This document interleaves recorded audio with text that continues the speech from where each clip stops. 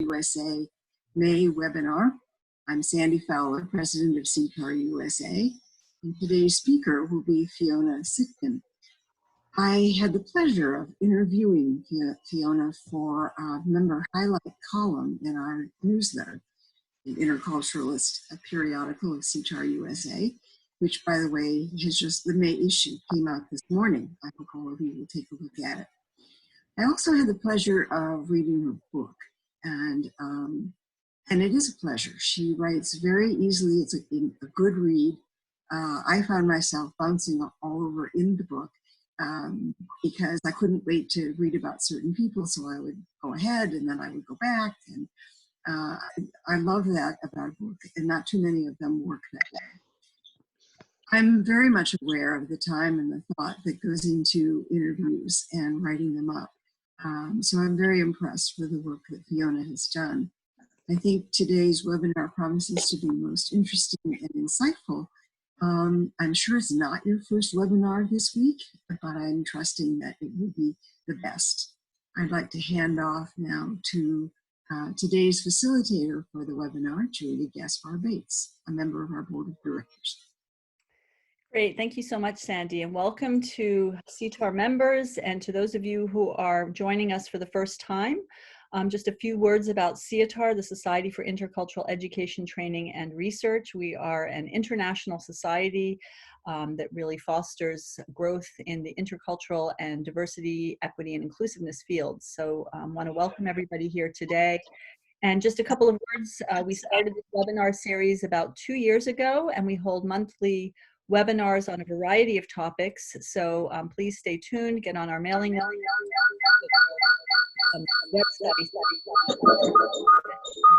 Monthly webinars. And if I could ask everybody to please mute your mic, if you haven't done so yet, just to avoid any sort of background noise. And also just a few guidelines before we get started today and I introduce our speaker. We will be having about 20 minutes or so of Q&A at the end, but please feel free to put any questions that you have during the Fiona's talk in the chat box, and we'll be moderating those. And also we'll invite you at the end if you'd like to open your mics and ask her questions live. Also, I know some people frequently ask about slides, and Fiona has graciously offered to share her slides. So there will be a recording as well as the slides available for all of those who are in attendance today, as well as for our members on the SIETAR members only section of the website. So without further ado, I'd like to introduce Dr. Fiona Citkin, who is an award-winning author of How They Made It in America and Transformational Diversity books. She's a Huffington Post blogger and internationally renowned intercultural consultant. Today, this former Fulbright Scholar from the Ukraine is deeply rooted in America, and her own practices consulting with global multinationals enabled her insights of what people need for success in the US and how immigrants reframe their prior experiences and mindsets to become American. Her book that she'll be talking about today was published in 2019, and it presents carefully selected women, 18 prominent women who made it, distilling how-to principles and background values that have helped them rise to the top of their professions in this country.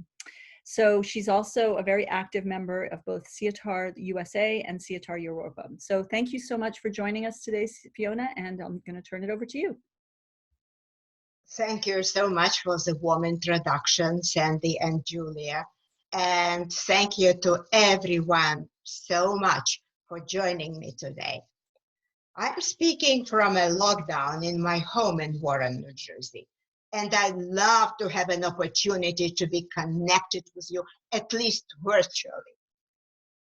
Hopefully, our life and work after the pandemic will be as good as it gets, because everything under the sun comes to an end, even pandemics. And this is the source of today's optimism, right? Anyway, I'd like to say upfront what becoming American means within this webinar. Becoming American is more than becoming a US passport citizen. It's about becoming wholeheartedly integrated. It's about cracking the US American culture code and understanding the culture index enough to fit in and carve out a place for self. Ultimately, becoming American is about becoming a part of a diverse America, contributing to America's well-being and culture. And the logo at the bottom of the page, by the way, is the logo on the screen is from my website, FionaCitkin.com. Let's go.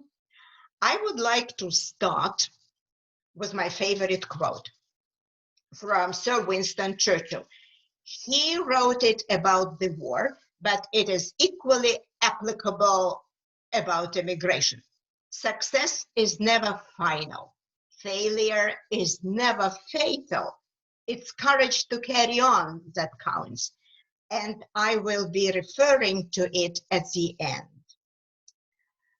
And this is my promise to you, twofold. One, to show you the direction in which immigrants' identity is evolving, becoming more and more American. It's a process. And two, giving you some practical tools, the links and charts that you will be able to use, hopefully, in your own practice. So let's go. The topic becoming American is so big and so important that I believe I need to establish my right to cover it. Where I come from is important. I am a US American for 25 years, came here as a Fulbright Scholar in cross-cultural and translation studies, first to Kent State University, Ohio. My education level is important too, not because PhD degrees are a big deal. No, our degrees give us only one thing and one thing only, the ability to step back and see the big picture and hopefully draw the right conclusions. That's our common benefit from education. Now, the question is why I jumped the continents and countries and cultures while being so well established in my native Ukraine. I was the head of the English department and full professor. The answer is simple. Bureaucracy and bribery got me sick and tired. Plus, I wanted more freedom to speak and talk. And I became an immigrant. This is why I can very well understand the other people who became immigrants too. In America, I went from adaptation to integration to entrepreneurship and consulted with global multinationals like UBS, DuPont, Colgate-Palmolive, Estee Lauder, and such. In fact, I made it my way in America. And I summarized my life learnings in a book, sharing how I became American and also how my 18 book subjects became American. They achieved much more than myself, way more.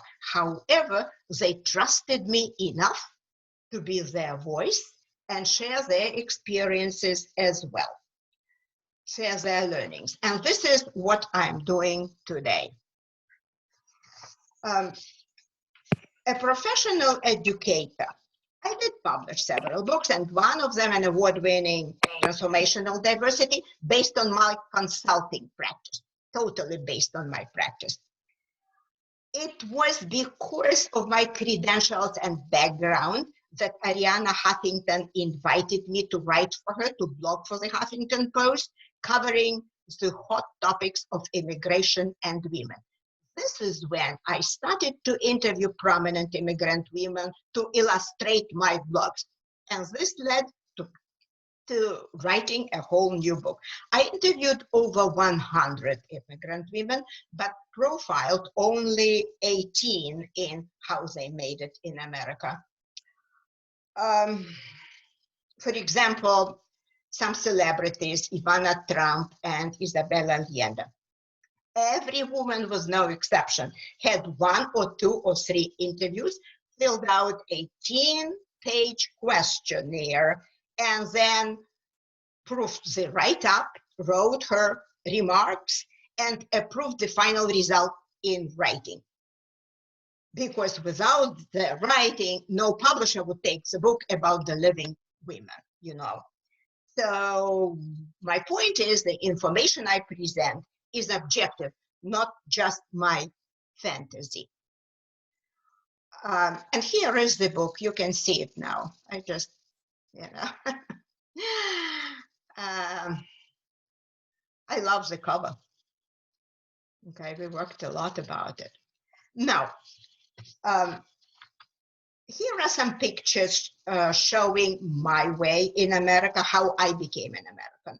At this point, I would like to say a big thank you to SIETAR, Society of Intercultural Education, Training and Research.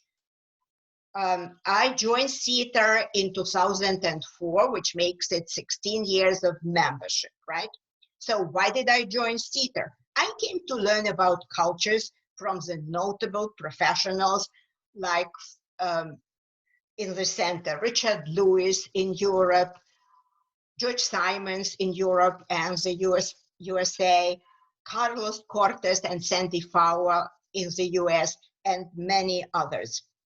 At the right, you see my picture when I was presenting for SIETAR Europa in Valencia, Spain, and part of a panel. And I spoke about how to become a blogger and columnist covering intercultural topics for major media like Huffington Post and Dynam magazine.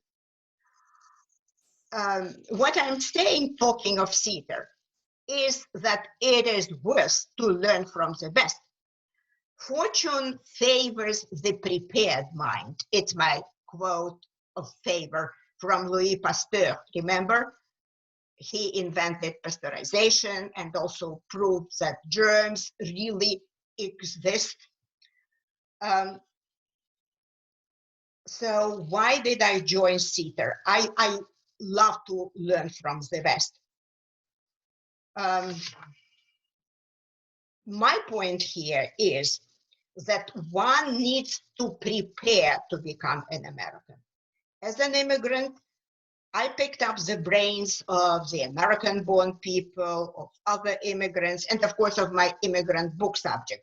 It all adds up because every person has a story and something valuable to learn from. If you ask me a question, I will tell you what I learned from this Hollywood celebrity, Matt Bomer. That was instructive too.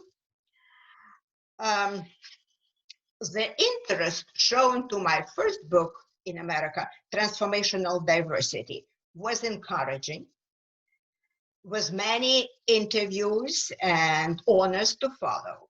And this paved the way to writing the book about diverse immigrant women becoming American. So transformational diversity ideas are at the background of everything I say or write or do. That's my point. I was lucky sometimes. For example, I was one of only 5 members delegated to take part in the United Nations NGO Congress by SIETAR USA. A big event, huge event.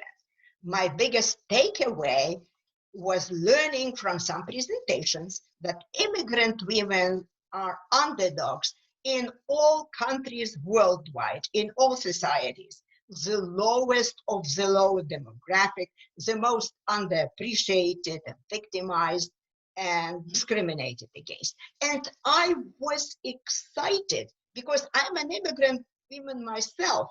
We, the immigrant women, are like social twins, albeit wearing different cultural makeups, but possessing one common denominator, the need to integrate and prove ourselves in our country of choice. This Congress motivated me. My mind about the topic of the new book was made up. I believe that all of the above gives me the right to speak about becoming American. So let's go. First, before everything else, I would like to be straightforward about one fact. Many immigrant women in America is struggling. And the book, Immigration and Women, Understanding American Experiences, is based on research by New York University faculty, and it makes it clear. Their statistics show that only a smaller subset of immigrant women achieves abundant success in the US. But I chose them to be my book subjects. Why?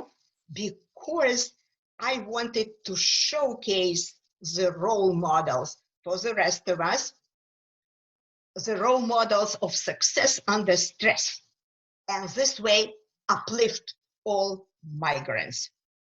That's why I chose the immigrant women as book subjects of my book. All we know about immigrants, for sure, is that immigrant identity is in a flux, evolving.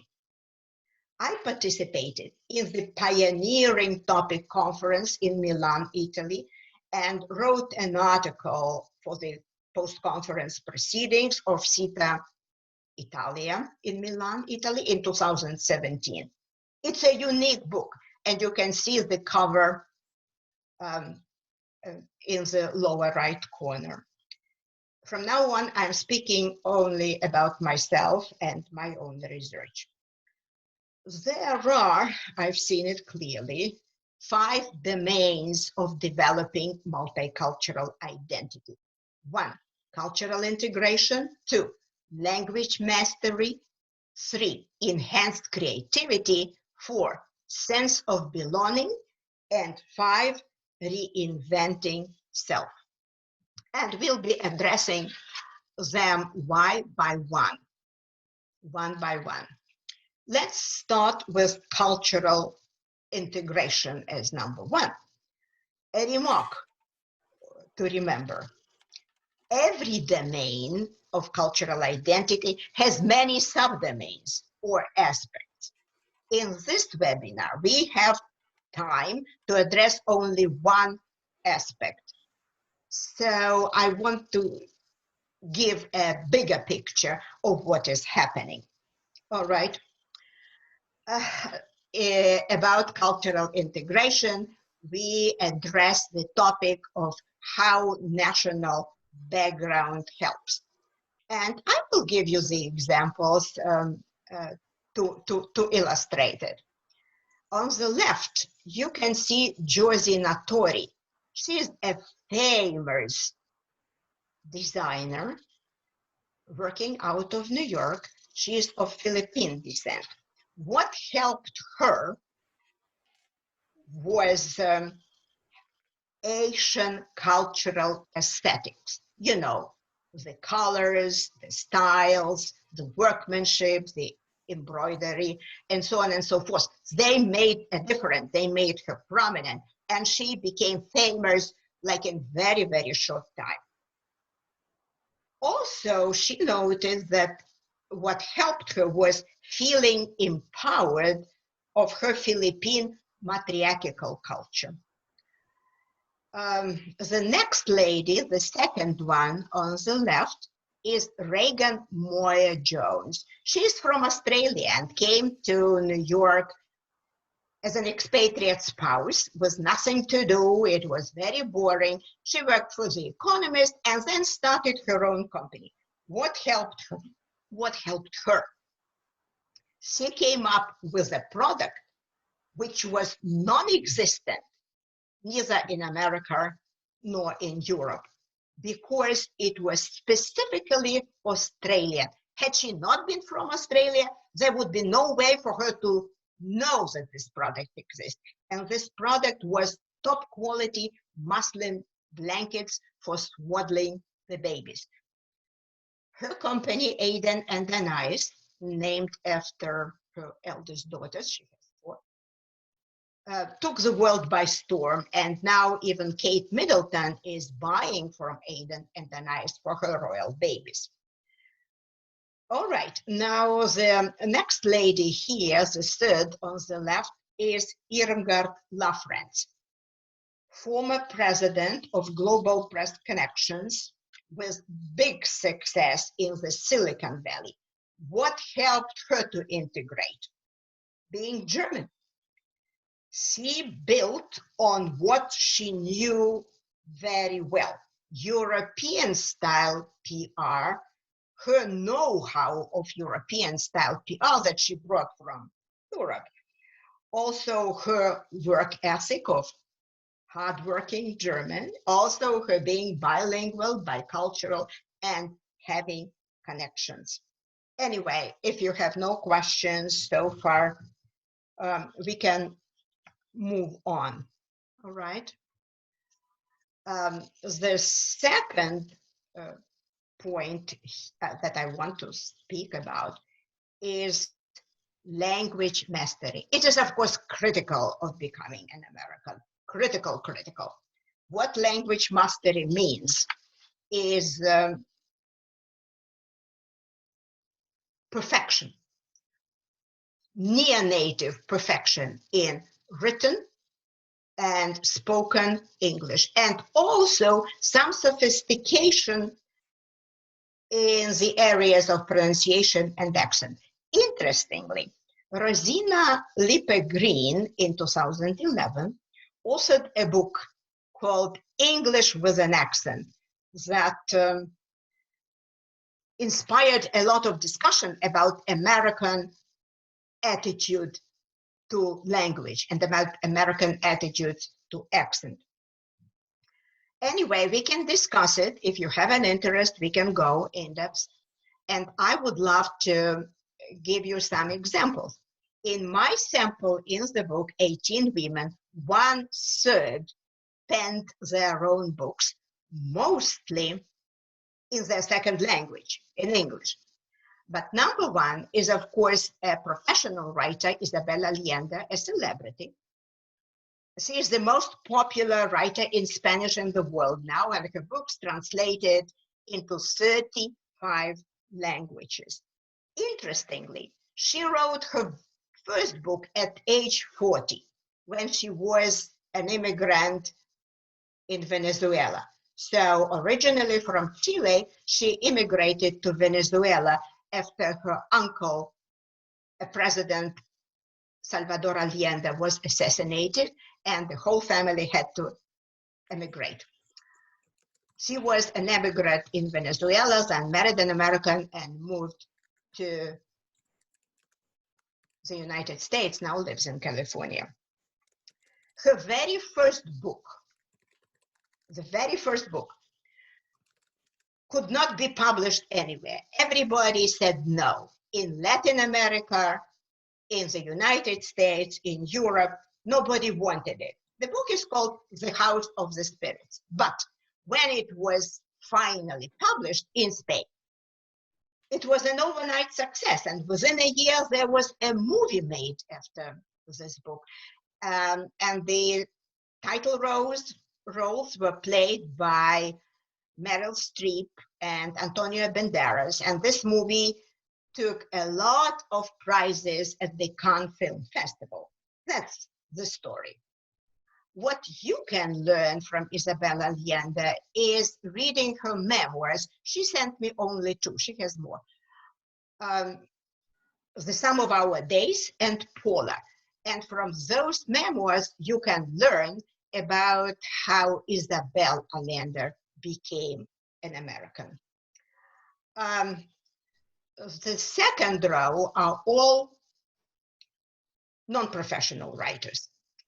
The one on the left is Elena Gorokhova. She is teaching English in one of the colleges in New Jersey, and she wrote only 2 books. The second book is very interesting for the interculturalists. It's called Russian Tattoo. And the idea of the book is to show, and she is showing it all right, how our native culture sticks in us like a virus. We cannot get it out, whatever we do. A very interesting book, reads well, so you may want to try it. The other lady, the next to her in the middle, is a professional diversity culturalist, originally from Bermuda. She wrote 14 books, but I love the first book the most. It's called Going Southern, about the culture of the South of the United States. You see, Deborah Levine lives in Chattanooga, Tennessee, so she knows what she is writing about. And by the way, you may know her as she is the editor of American Diversity. The lady on the right is, and I'm not sure you recognized her, is Ivana Trump. She wrote 4 books, all in all. All the 4 have been written after her divorce with her first husband. She had 3. And all 4 books were named to the New York Times bestseller list. I personally read only the last one, which is called Raising Trump, about how she raised 3 children as a single mother. What is interesting about her books, her last book is especially for you as interculturalist, it's learning about the subculture of the rich. And there is such a subculture. It exists. America is not a classless society. There are classes. Once I penned a blog and published it on the Huffington Post about meritocracy issues. You may want to look at the blog. It's called Are the Rich Good Enough? Anyway, my point here is that the immigrant women have a lot to share, and they are willing to share. They also have the necessity to express themselves, and they share it in the books. Very interesting. Okay, if no questions, we go on, all right? Unless I hear from you, Julia, I don't stop, okay? Yeah, Fiona, we do have one question from Debbie Fleckinger. What are you most proud of, and what was the hardest part of the books for you to write? I am proud I made it. The book went through so many iterations, you know, going from publisher to publisher. I even wrote a blog about it. But it was good for me because every publisher told me what's good, what's not so good, how to improve. So I learned, I picked up the brains from many publishers, you know, but the publisher that I loved the most, the senior editor told me, oh, we need this book. This is so great. We need the book. We need more books about immigrants and so on and so forth. But the board of the publishing house overturned him. They didn't want to publish a book about immigrants. Anyway, finally, I found the publisher. Now, that was the most difficult thing to publish, you know, and I'm proud that I made it. And the second part of the question was what?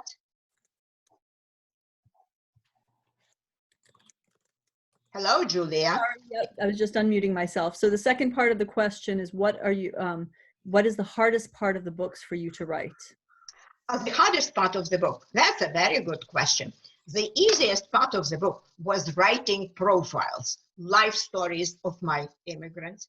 The most difficult part of the book was writing part 2, where I distilled their common denominators, the values that propelled them to action and success. There are 7 values or 7 basic strategies common to all of the book subjects. That was not easy to write, but the benefit for the readers is that it is full of useful case studies that you can use in your training and coaching. Okay, so let's continue. All right. The main number 3 is about enhanced creativity. And of course, creativity plays a big part in becoming American. For example, we are using Zoom now, right? And who invented Zoom? Who created Zoom? Eric Yuan from China. BH, que era tipo mais baratinho, então achei.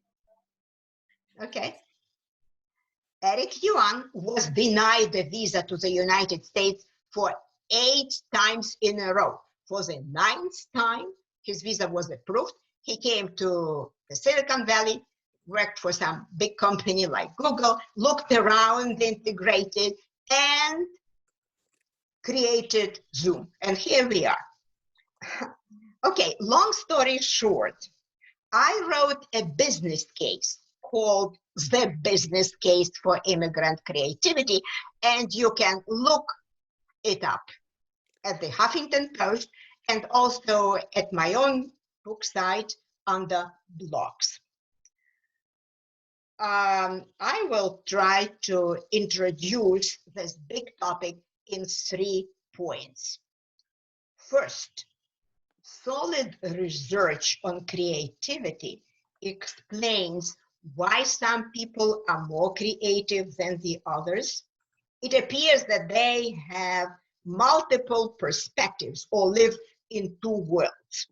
Immigrants naturally bring a bicultural vision.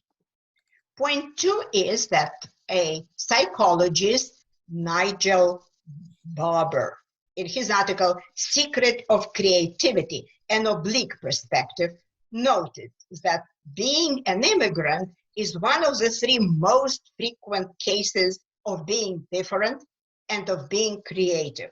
The other 2, by the way, are being androgynous or gay, and also being seriously challenged or sick as a child.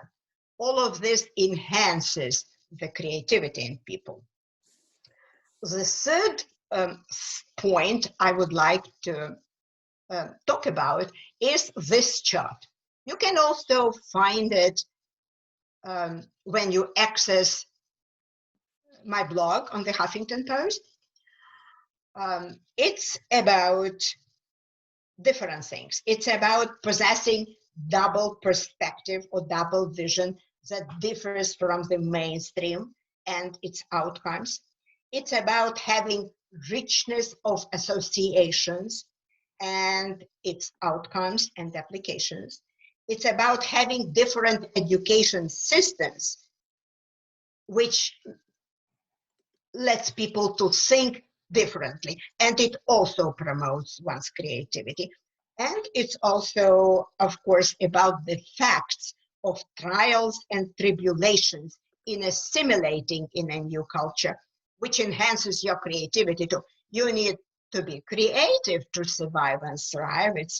It's clear, like sink or swim, or like they put it in the military, up or out, which means, as the veteran immigrant women explained to me, either you learn and go up in the ranks or go out of the military altogether. So sink or swim. The role model for this business case is, you see this picture in the corner? Carrie Bannigan from England. She founded Nolcha. When she came, she was a secretary, a very poor girl in some architectural company. But she loved beautiful things. She loved top designers. She was going to different trade shows, to different runway shows. She admired fashion. And she noticed that the young designers have 0 chance to go on the runway shows. They had no money to pay for their spot. So she organized these separate runway shows for the young designers. This way, effectively appealing to the sense of equal opportunity in the fashion world. And this idea brought her many sponsors who supported her. I visited one of her shows of the young designers. It was like a festival. It was beautiful, fantastic. So she was very successful, and she took her creativity to some other areas, which I can answer and explain more in detail if we move on, if you have an interest. Anyway, so much for the immigrant creativity so far. And Julia, you're free to interrupt me at the end of each slide if somebody has a question, okay? If not, let us move on. And this is domain 4, a very, very important domain, sense of belonging. Sense of belonging, And this is what I discovered interviewing many, many immigrant women. Anybody's sense of belonging has two flavors, emotional and or mental, but most often blended. And I can explain why. The question I was asking, the major question I was asking was, did your cultural makeup and sense of belonging modify or even dissolve in the all-American culture? Here are some interesting answers. Deborah Levine from Bermuda, editor of American Diversity Report, said, quote, modified, adapted, but not dissolved. The result is an eccentric American, end of quote.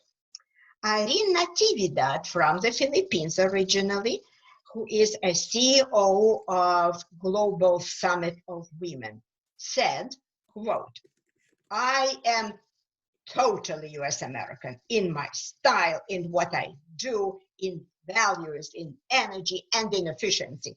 People overseas often say, you are so American, end of quote. So in fact, Irene accepts that she is US American of Philippine descent.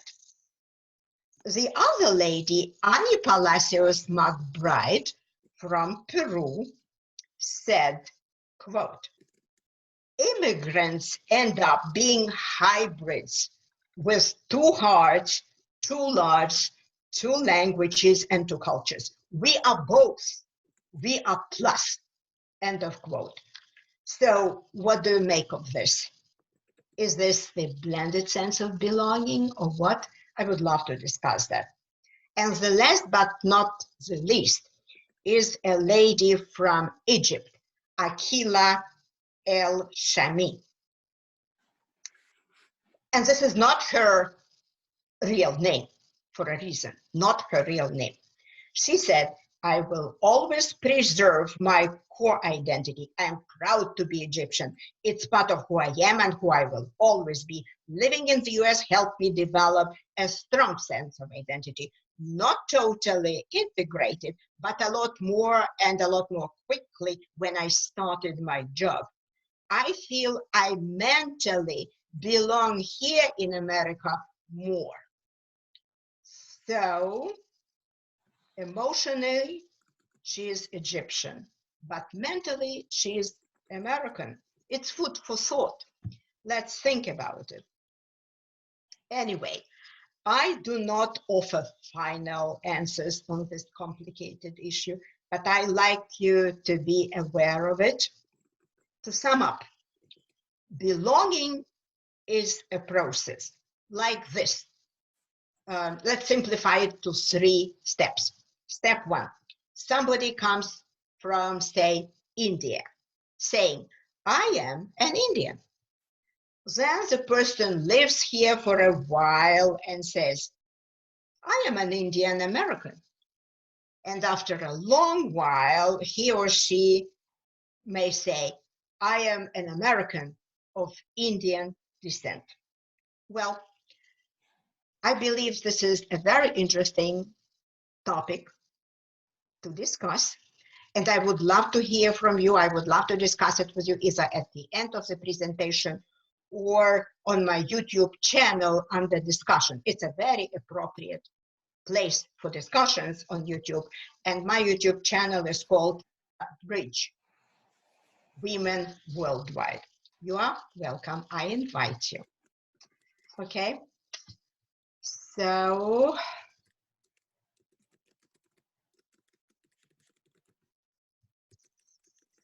now, reinventing self. Reinventing self is a part of becoming American, of course. And reinventing self is a huge concept, huge concept with lots of aspects. I would like to pay attention about developing an abundance mentality and transitioning from scarcity mentality to abundance mentality. It's interesting, I believe. What is an abundance mentality? Abundance mentality does not come from having a lot of stuff.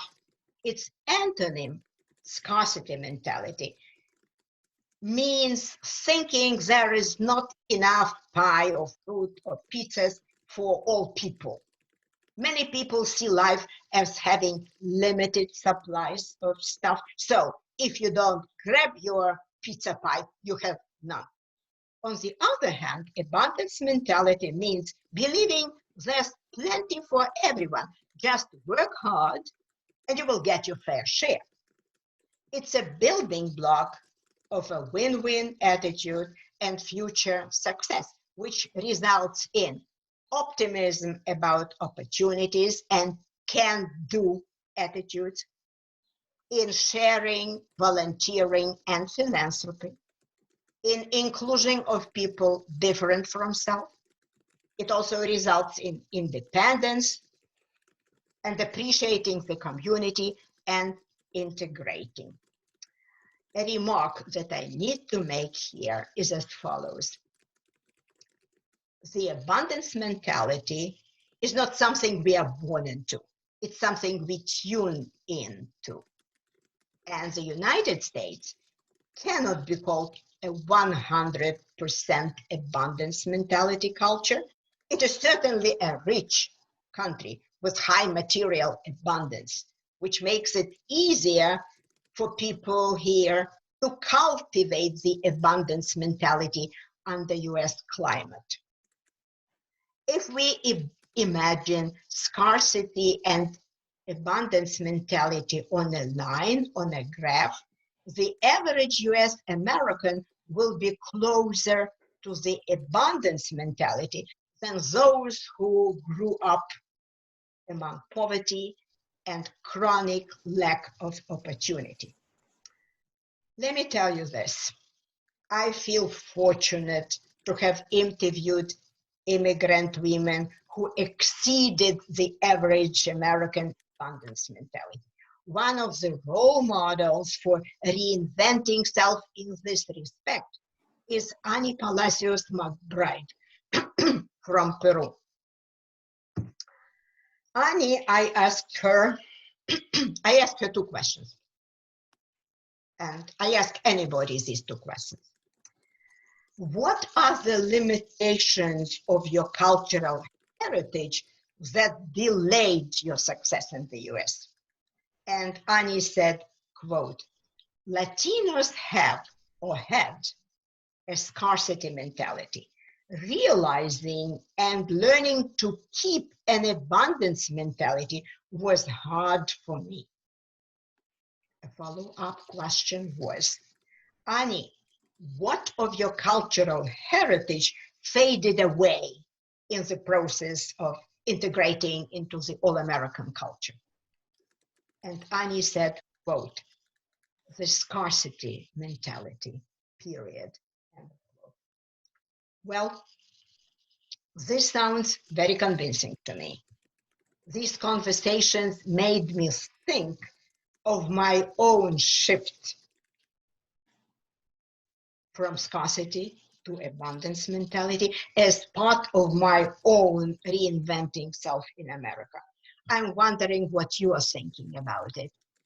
And you can jump in with a question now or later. Okay? It's an interesting question. Also, not a simple one. The issue is there. Fiona, there is a question that actually would be relevant to this particular slide. Jorge Bertrand said that the sampling seems to be made of educated immigrants with financial resources. Most women immigrants today are Hispanic, uneducated, and poor. Wonder if the findings would have been different. You know, I am a professional diversity culturalist, so I paid attention who out of many I put in this sample in the book, 18 people, and they are as diverse as could be. A remark about Hispanics. I have one young lady who came to the United States crossing the Mexico-US border illegally. She became American citizen later. Veronique. She was a daughter, one of the 4 children of a poor seamstress who came to America after divorcing her husband in Mexico City and who struggled to put food on the table. They lived in LA, of course, in a ghetto, the Spanish-speaking ghetto, and there was no way she could learn to speak English in this environment. She wanted to go up, and her mother, Maria, wanted her to get education. She overcame unheard of difficulties, you know, from being a nanny to serving food in a restaurant, and so on and so forth. Community college, then university, then did master's degrees, then did a PhD, and not a PhD in computer science or something that you don't need to speak language, you know, you just write the code, more or less. Her PhD is in social sciences. So she had to really struggle through this from nothing. You know, she rose up from nothing to something. She is really a self-made person. And now she is an associate professor in one of the best colleges of Pennsylvania.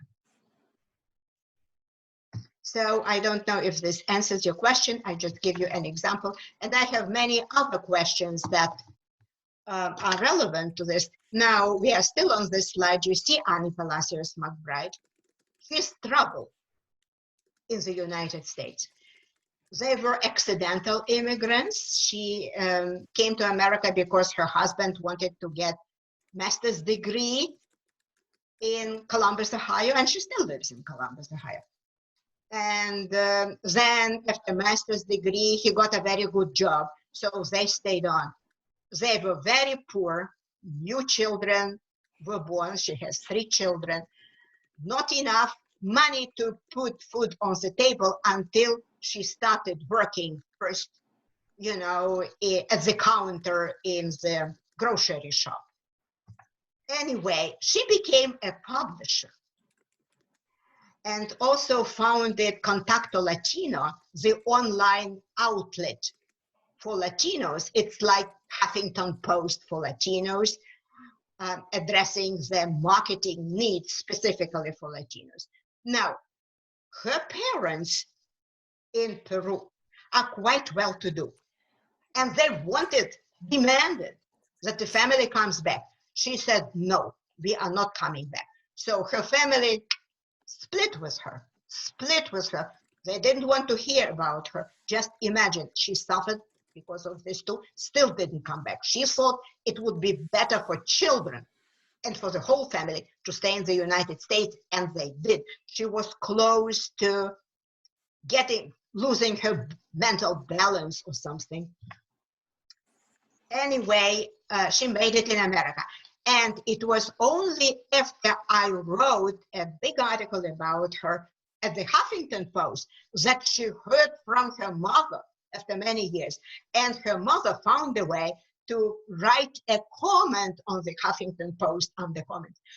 This is my daughter. I am very proud of her. Now, that's Annie Palacios McBride way.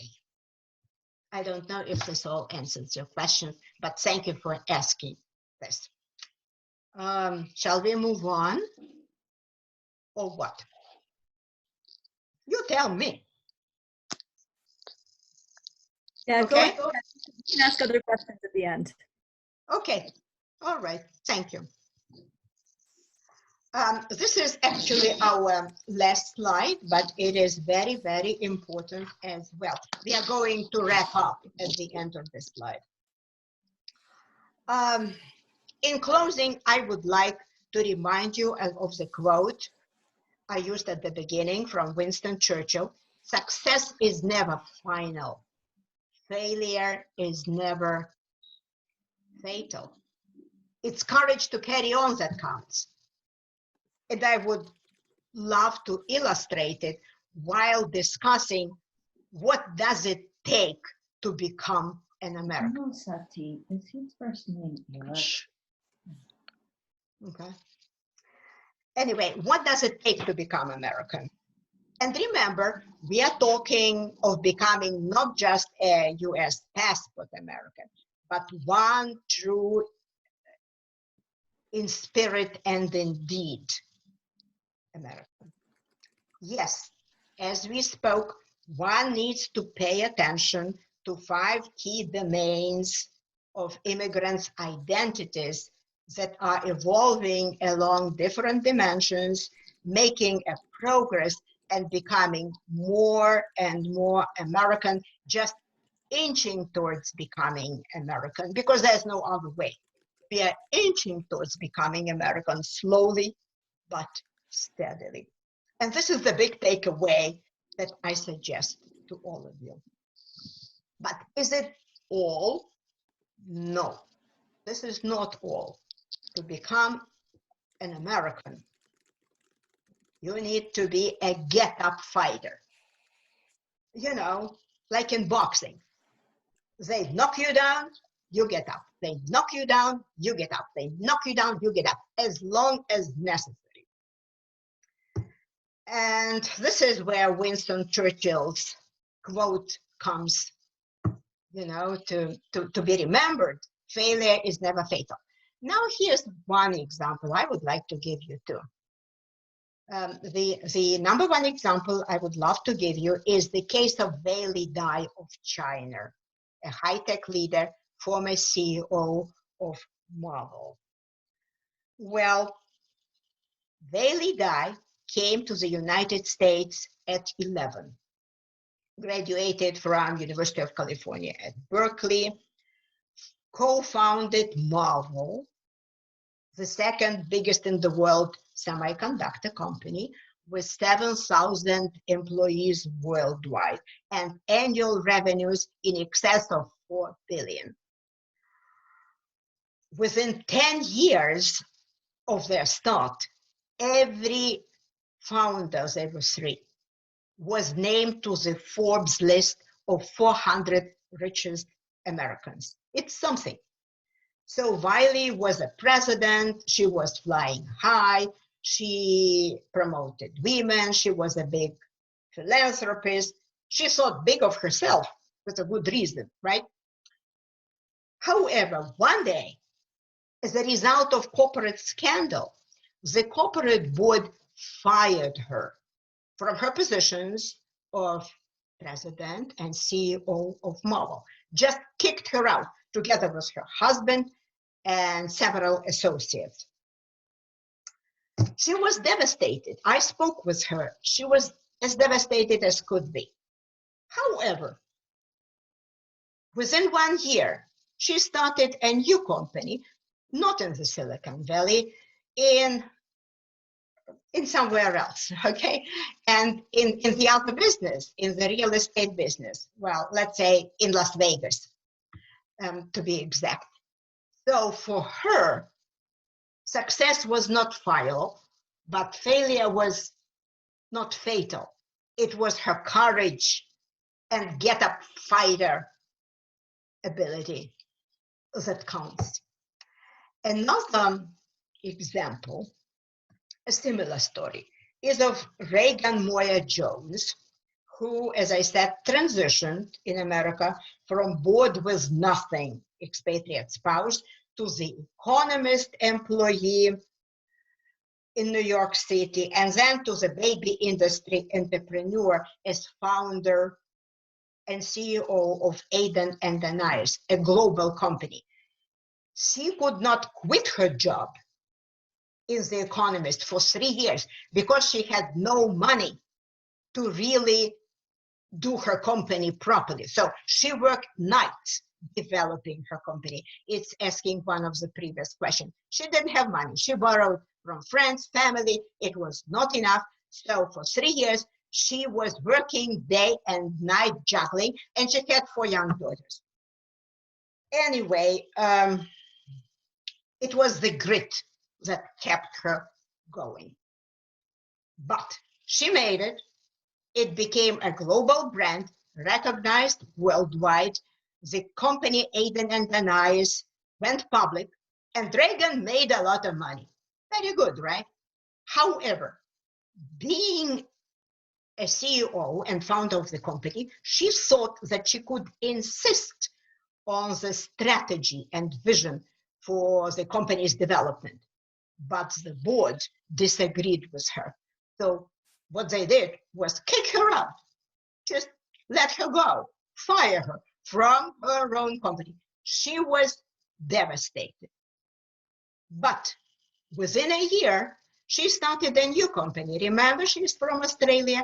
What she is doing now in her new company is taking care of distributing Australian wines. So for her as well, success was not final, but failure was not fatal. It's her courage to carry on that counts. We are in America, baby. So you have this courage, you survive and thrive. I'm proud of my country. That's how you become Americans. Any questions at this point? For this, you know, just for this. I would love to take more questions, but just for this, if there are any questions. Okay. I don't see any here specifically related to this, but we do have a few questions when you're finished. Okay. Well, this is it. We wrap up with this. With this slide, we wrap up. This is the final slide. And here, I would invite you to connect with me in case any of my answers today are not, you know, completely satisfactory. You can write to me using my email or via my website or via my YouTube channel. And what I suggest to those who are interested in immigrants and training the new people coming to America or people leaving America is to gift How They Made It in America book. Well, of course, I see even men here, and men typically love to give us, you know, for holidays, little pieces of jewelry. But if you throw in this book for the women or girl you love, that would be a nice gesture. And you may skip the jewelry because all the jewels are here. All the women profiled here are jewels. So gift it and watch your favorite people go up in life. Okay. Now, let us now go to Q&A. So I would ask you to share your ideas and ask questions. And Great. of course, yes. Thank you so much, Fiona. This was just fascinating. And as somebody who's been writing a column on where I interview immigrants for the past 6 years, some of what you were talking about has definitely resonated from the stories that I've heard from the people that I've interviewed as well. So we do have a number of different questions. Let's see. First of all, Sumaya asked, did you have a chance to include women from Africa? Yeah. And I'm sorry I didn't address her. She is a very worthy, a really outstanding person. Alpha Demelash from Ethiopia. She came here at 9 years old, joining her mother in New York, and her mother fled Ethiopia because of the Red Terror, but had no money to import Alpha as well. So she was sending money to her parents for Alpha to have a good schooling, the best schooling available in Ethiopia. And she went very high, very high. If somebody is interested, I will tell you details about Alpha. By the way, if you go to my YouTube channel, there is a big piece that we did a year ago when we started promoting our book. Josie Natori and Alpha Demelash took part, and I kind of do a mock interview asking questions to both of them. Alpha is one of them, and she tells about her. I am asking questions, and she adds more about herself. And of course, she is in the book. She is a very prominent person, and I am very proud also that she lives and works in New Jersey, in Jersey City, New Jersey. That's where her company is. She graduated from Harvard, of all the places, from Harvard, learns the language practically from scratch, from high by, and then graduated from Harvard. I mean, an amazing, amazing person. You want me to talk more about it? It will be my pleasure. Great, thank you so much, Fiona. We have another question, came in anonymously from somebody's iPhone. Was your accent ever a problem? Or was your accent ever be a problem? I'm not sure what the... Oh yeah. Or were accents, maybe, I don't know if it was your accent or if other people's accents, so maybe you can address both. Well, my accent, of course, is a problem. For me, sometimes it's imaginary, but sometimes it just attracts people, my corporate clients just listening. Oh, what is your accent? Oh, Ukrainian. My wife is Ukrainian.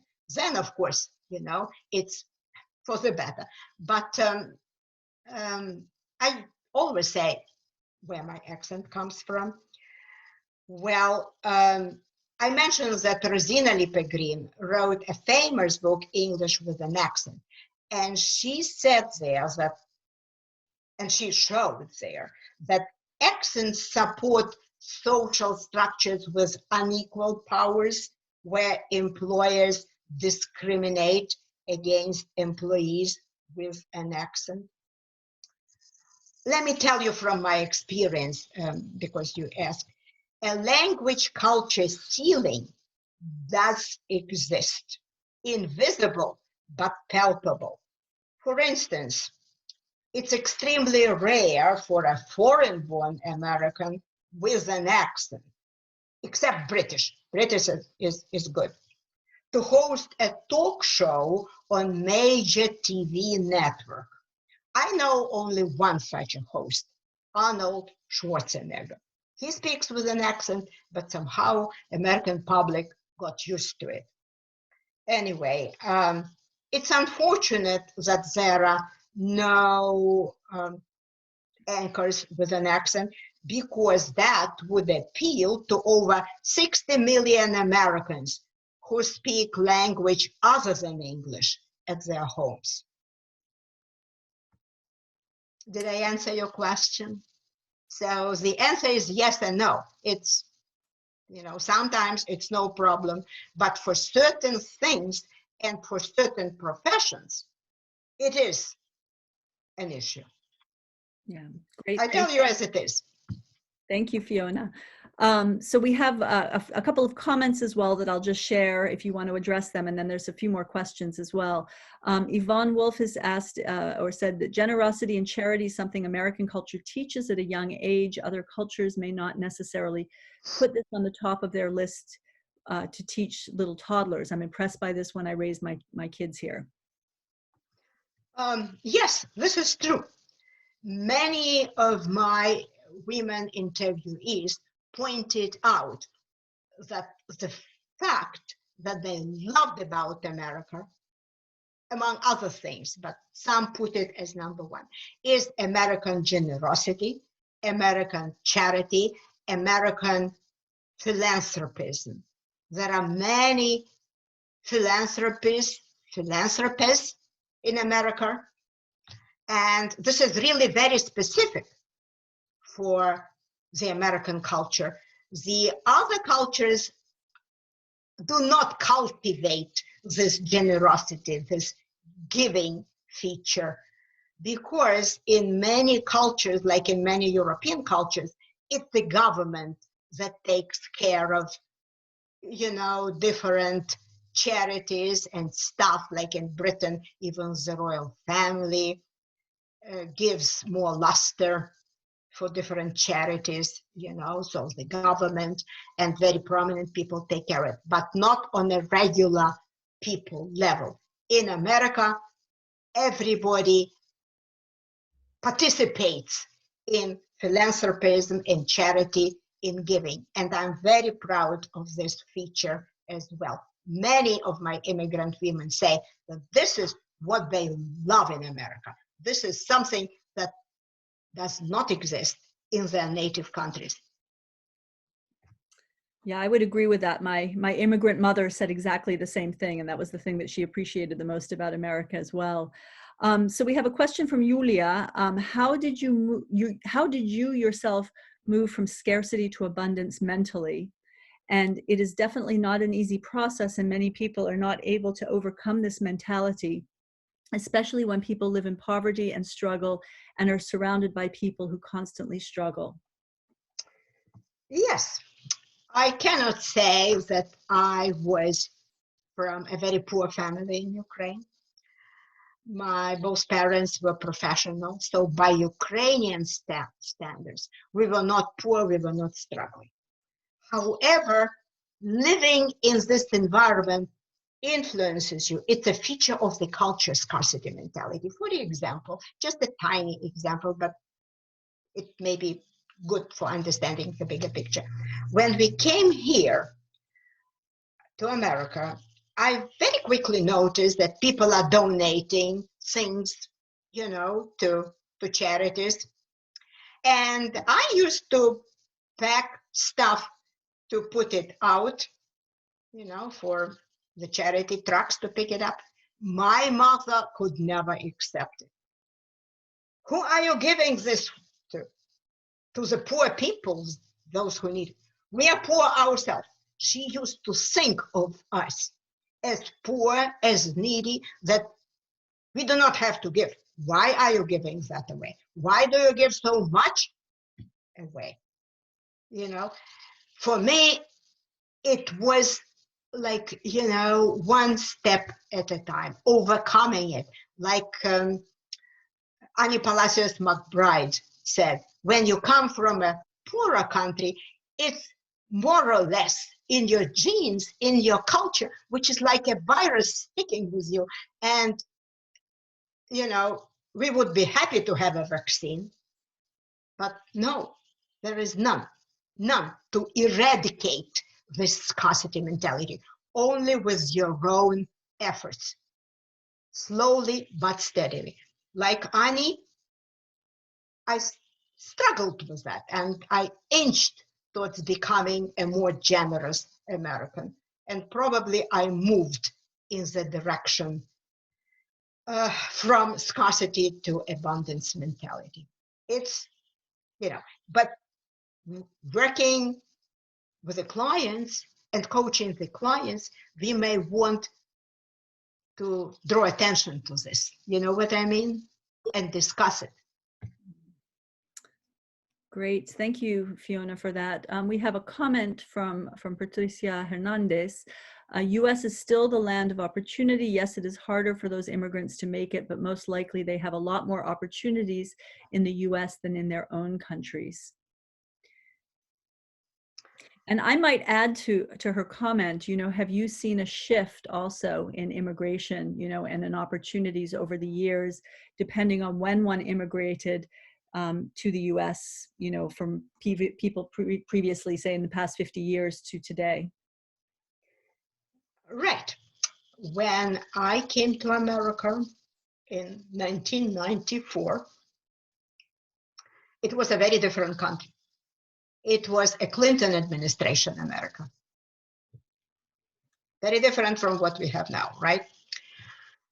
It was a more open country, and probably there were more opportunities. It was easier to immigrate.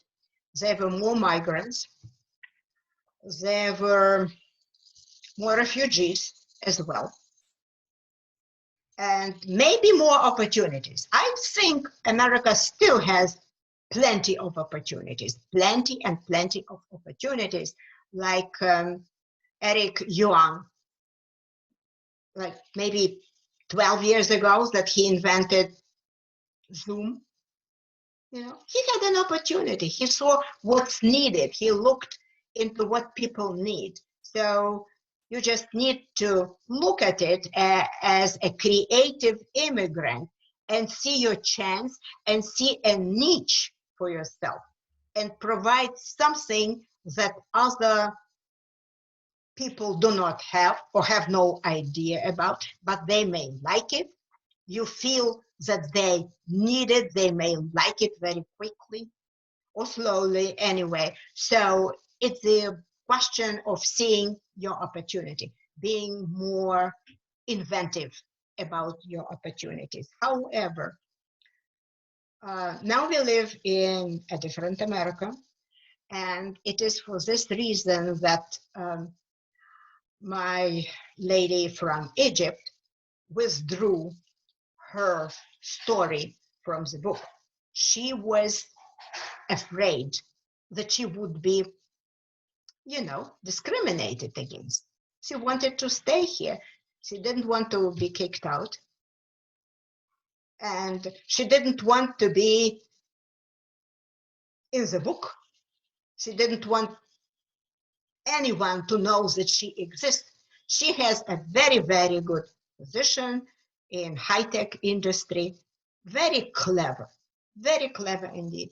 And maybe this cleverness also was used when she pulled out her profile from the book. There were opportunities for her to come, to graduate from the university, to get many degrees, to get an excellent job. But she wants now to hold on to that. Okay, so there are some differences, as you said, of then and now. And we hope that everything will be back to more and more opportunities for immigrants and also for the Americans who live here, for all of us. Excellent. Thank you, Fiona. I've got another comment and then several questions on the language piece as well. So Yvonne has asked or has said, I first heard about the abundance versus scarcity mentality from two women in separate occasions. Each of these two women is a single mom having two children with severe disabilities, and they rent their homes and work project-based jobs. It's a mentality, not what you own.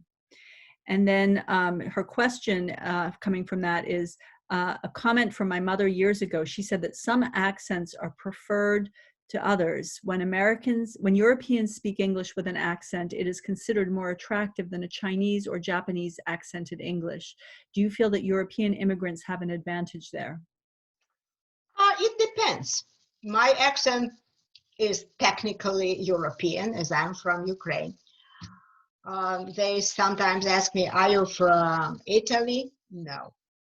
Are you from Germany? because I have a little bit of harder accent. No. Okay, where are you from? I mean, you know, they hear the accent all right.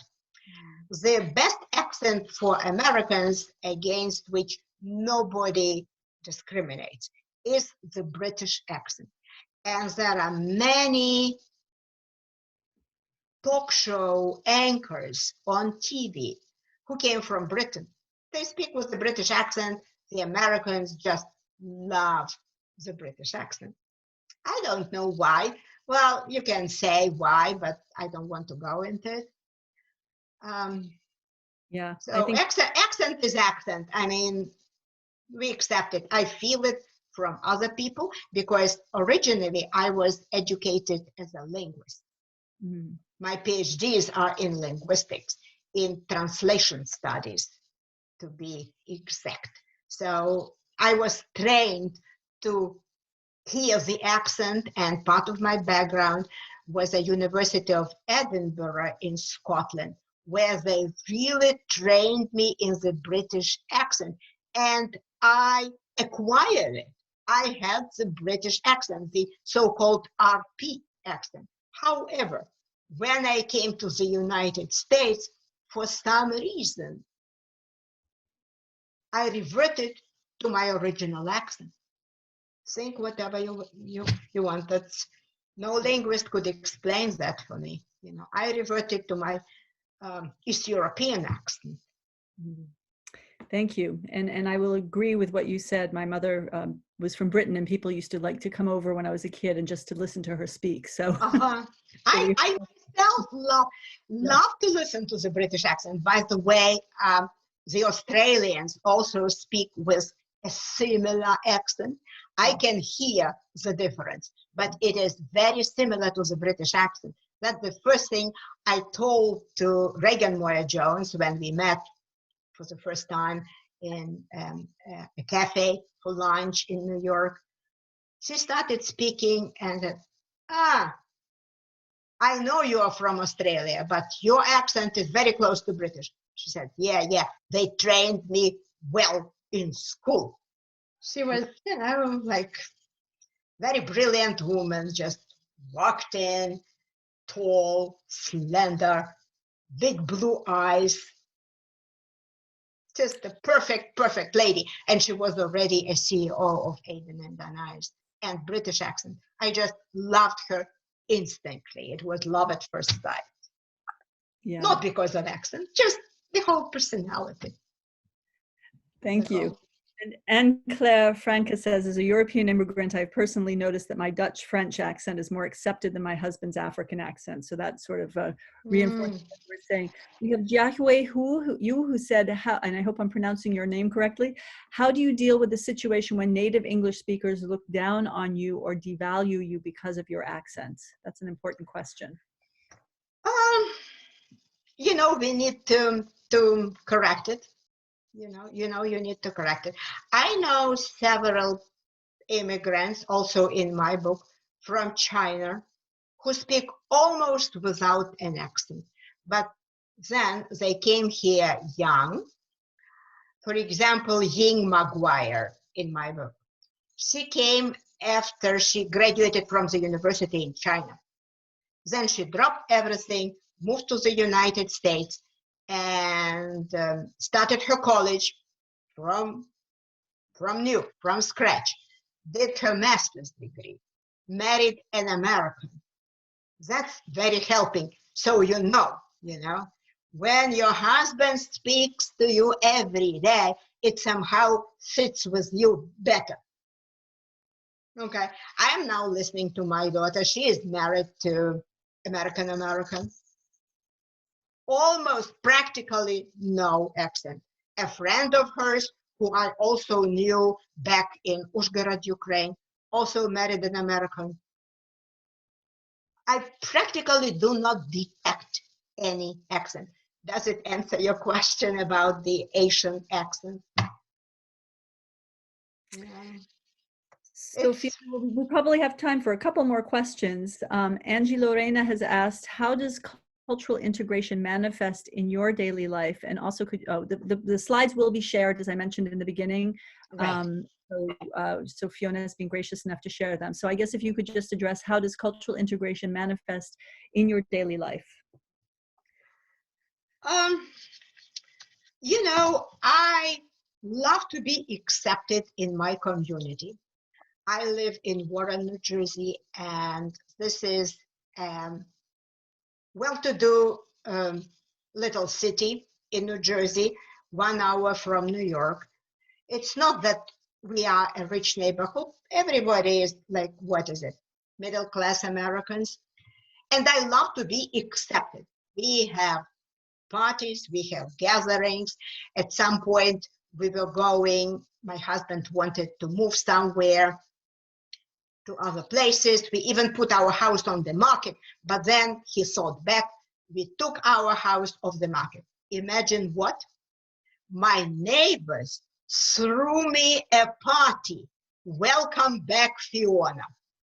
Nothing could make me happier. I mean, I live in this house for over 18 years. We know each other very well. They've been to the wedding of our daughter. I've been to funerals of one of their husbands. I mean, things are going on and on, you know, different things that people live on with their neighbors, and we are very good together. This is a diverse neighborhood, Italian, Polish, American, Jewish, all people together.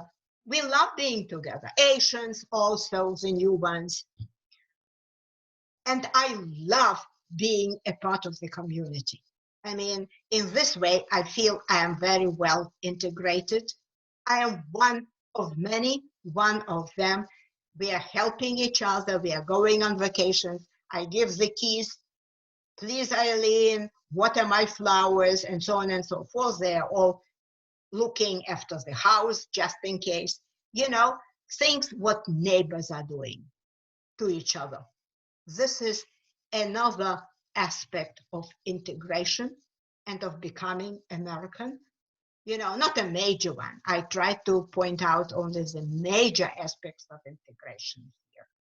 Whatever the time allowed us, we can give a, you know, whole day training on that, you know, with games and stuff. I love the incarnation games, things of that nature. And but integration is a bigger thing, and it's going to be bigger and bigger about how to become American and how to become other people, to be more and more American, because it makes them happier, it makes them more successful.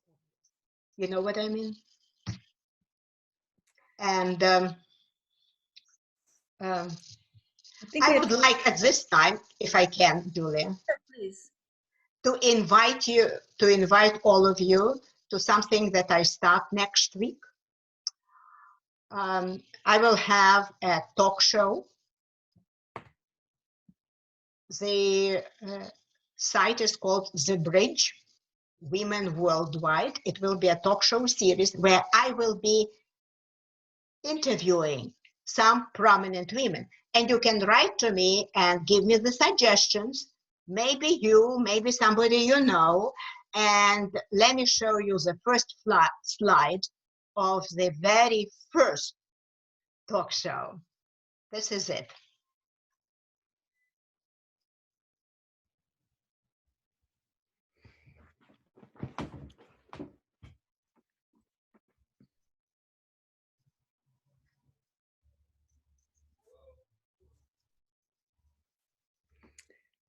Fiona, we're not seeing anything. I don't know if it's projecting on your screen, but nothing's coming up for us. Do you see it? No. You don't see the screen? We don't see. We just see the screen that says the Bridge, Women Worldwide on the rise. Women Worldwide on the rise. What do they bring to the table, right? Yes, that. Well, yeah, that's the last slide. That's what I wanted. Okay. That's what I wanted, and it starts with music by Nino Rota, who is an Italian immigrant, which is very appropriate to the show about multicultural women. I love this waltz. Would you, And you don't hear the music. I think that nobody hears the music. So would you mind putting perhaps in the chat box the link for the YouTube for the show? I think that might be easy for people to be able to access it.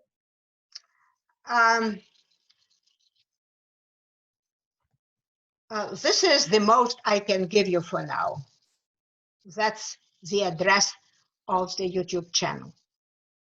And the new show in recording will be next week. Then that is everything I can do for now. Great. Want to hear music again or another question? Yeah, we weren't unfortunately able to hear the music, but I'll just share one. You didn't? Oh, that's a shame. There was one comment from Jorge again, who says there's a difference between an economic immigrant to that of a political or professional immigrant. So best example is Cuban immigrants versus the rest of Hispanics. So the question was about Cuban immigrant versus the rest of Hispanics, huh? I don't think it's a question, more of a comment, but if you'd like to address it more on just the difference between economic immigrants versus political or professional immigrants. I have one Cuban or former Cuban on the book, by the way. And it's a very prominent Cuban lady living and working in Miami, in northern Miami. Rosa de la Cruz. She came to America when she was 16 after the Castro regime took over, and her parents were, well, they were not poor, they were professionals. Her grandfather was an architect, something of that nature. They were not poor. They came to America. She graduated from college here. She married another Cuban guy who was her boyfriend, you know, love. When in Havana, Cuba, they married, and he made a good career. Worked for Rothschild, made a lot of money, lived in Madrid. Then they came back, of course, to Florida, where there is a huge Hispanic and Cuban community. What she is doing is she started a huge collection of modern art, very modern, ultra-modern art, mostly by Latin Americans and Cuban artists. And her collection is housed in a house that they built for their own money. They became quite rich, you know. Carlos, her husband, is a very clever businessman. So the entrance to this collection is for free. They give you a free excursion in northern Miami, Florida.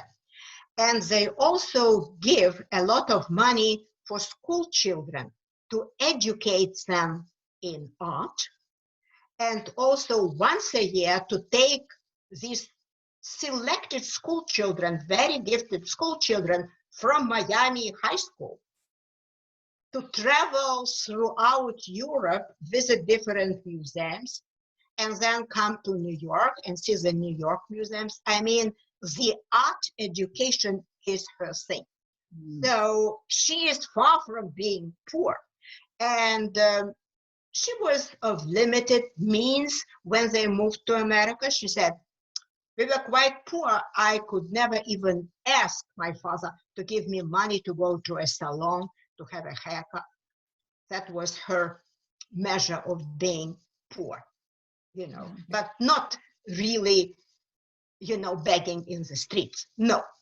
However, when they rose and became very well-to-do, and she has 5 children, all very successful, she wants to give back to the community because, and it is her thinking, Rosa believes, Rosa de la Cruz is her name, believes that America, not the government, nor the states, invest enough in the art education for children, and our children have no idea of what art is about. So they host different exhibitions, new installations in her museum, all for free. They, you know, you become a member there for free. They invite you. You can come anytime, bring whoever you want, and just enjoy the best of modern art, the best of what. And she has great taste. She developed this taste when living and working in Madrid and traveling the European museums. So she knows what she is talking about. And her children were educated in art. And she wants the other children of America to be also educated in art, and also the broader public to know more about the art. Promoting Latin American artists. Does it answer your question? Thank you so much, Fiona. We've come to the end now. So this was a fascinating talk, fascinating stories of women and success stories of women. So really appreciate you being here today, and everybody's wonderful questions as well and comments.